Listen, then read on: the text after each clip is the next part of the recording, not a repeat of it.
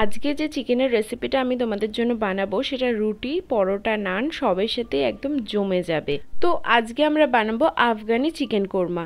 এটা ডিনারে কিন্তু তোমরা খুব সহজেই বানিয়ে ফেলতে পারো। তো চলো তাহলে দেরি না করে শুরু করা যাক।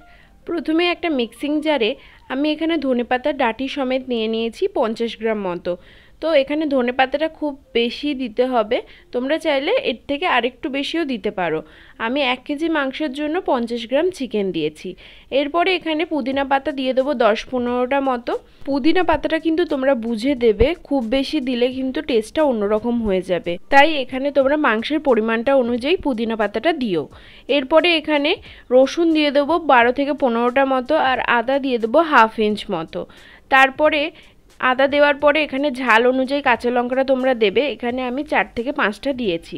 কাজু দিয়ে দেবো 25 গ্রাম মতো। এরপরে এখানে আমি পেঁয়াজটা দিয়ে দেবো। এখানে আমি 1 কেজি মাংসের জন্য 4 থেকে 5টা পেঁয়াজ নিয়েছি। তোমরা মাংসের পরিমাণটা অনুযায়ী পেঁয়াজটা নিও, ঠিক আছে। এরপরে এখানে আমরা একটু সামান্য নুন দেব। সামান্য একটুখানি নুন দিয়ে এইটা ভালো করে একটা মিহি পেস্ট তৈরি করে নেব। তো চলো পেস্টটা হয়ে যাওয়ার পর দেখাচ্ছি। তো আমাদের পেস্টটা তৈরি করা হয়ে গেছে। তো ঠিক এই রকম পেস্টটা তৈরি হবে, একদম খুব গাঢ়ও হবে না আবার খুব পাতলাও হবে না। এরপরে আমরা মাংসের ম্যারিনেশনে চলে যাব। তো এই পেস্টটা হয়ে গেছে। এবার এই পেস্টটা দিয়েই আমরা মাংসটাকে ম্যারিনেট করব। এখানে আমি 1 কেজি মাংস নিয়েছি। এই রেসিপিটা কিন্তু তোমরা উইথ বোন আর উইদাউট বোন দুটোই করতে পারো। এখানে আমি উইথ বোন দিয়ে করছি। এখানে যে পেস্টটা তৈরি করেছিলাম সেই পেস্টটা আমি 2 থেকে 3 হাতা দিয়ে মাংসটাকে ভালো করে মাখিয়ে নেব। আর এটাকে আধ ঘন্টা থেকে 45 মিনিট চাপা দিয়ে রেখে দেবো ম্যারিনেট হতে।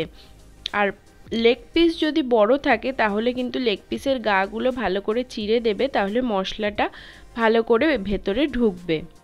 তো এখানে আমার মাংসটা ম্যারিনেট করা হয়ে গেছে।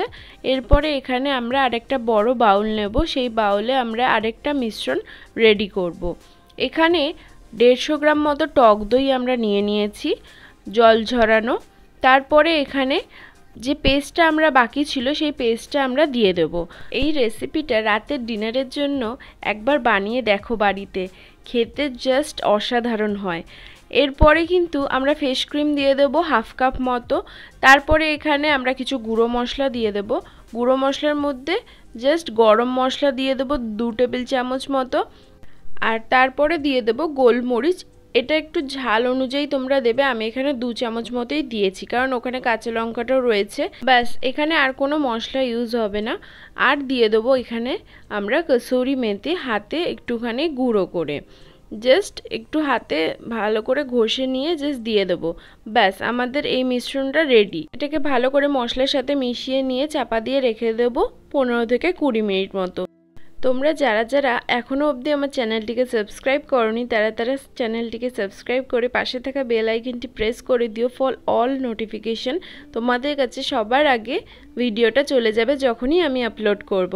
আর যারা যারা ভিডিওটা ফেসবুক থেকে দেখছো তারা কিন্তু পেজটিকে ফলো করতে একদমই ভুলো না। আর তোমাদের আমার ভিডিও কেমন লাগছে সেটা কমেন্টে জানিও, আমার খুবই ভালো লাগবে। তোমরা যদি কমেন্ট করো তাহলে কিন্তু আমি আরও ভালো ভালো ভিডিও আপলোড করার ইন্সপিরেশন পাবো।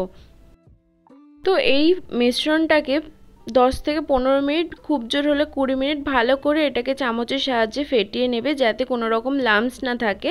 আমাদের এইটা কিন্তু একদমই রেডি। এটাকে চাপা দিয়ে 15-20 মিনিট রেখে দেবে।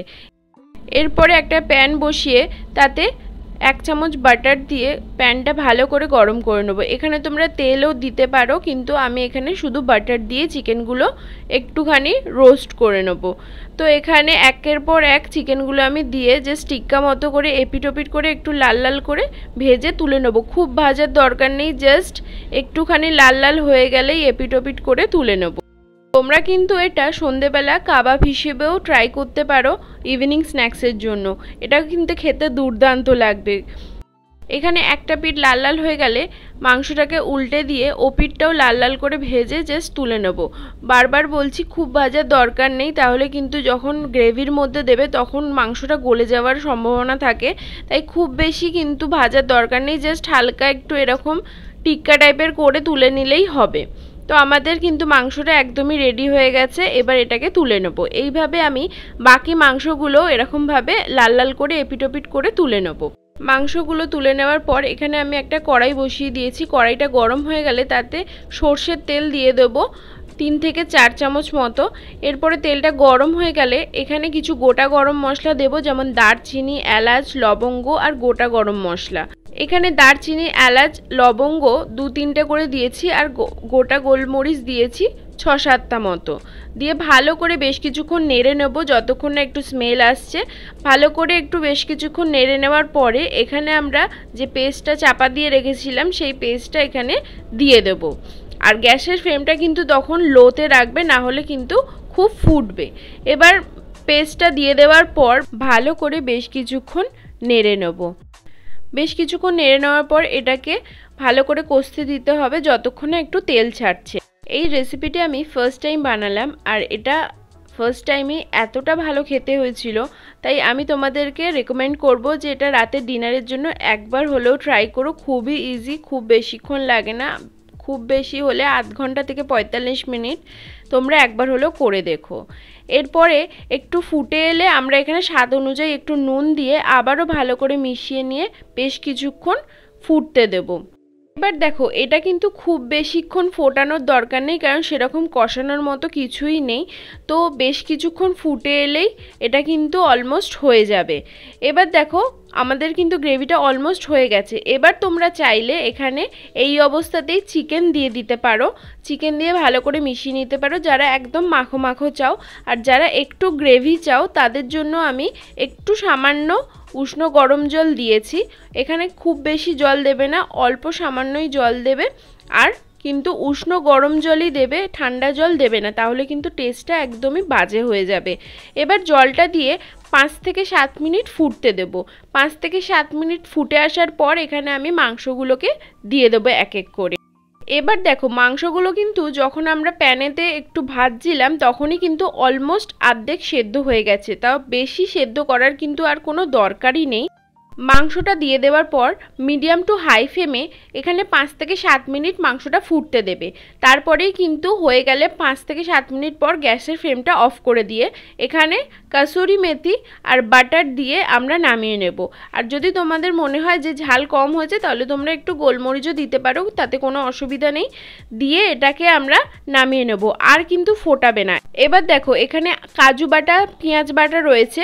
তো এই যে গ্রেভিটা দেখছো এটা কিন্তু ঠান্ডা হলে আর একটু বসে যাবে, তাই তোমরা এই অবস্থাতেই নামিয়ে নেবে।